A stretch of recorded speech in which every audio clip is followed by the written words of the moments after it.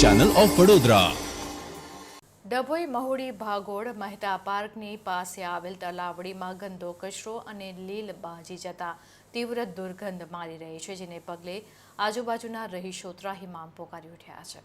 ડભોઈ શહેરમાં એક તરફ સ્વચ્છતા અભિયાનની વાતો કરવામાં આવી રહી છે, જે માત્ર કાગળ પર જ હોય તેમ જોવાઈ રહ્યું છે।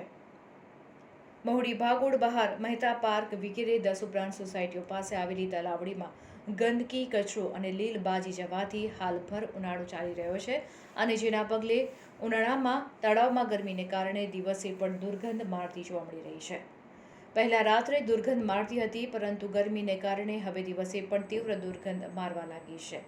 ત્યારે નગરપાલિકાના સત્તાધીશો વહેલી તકે સાફ સફાઈ કરાવે તેવી લોકમાંગ ઉઠી છે।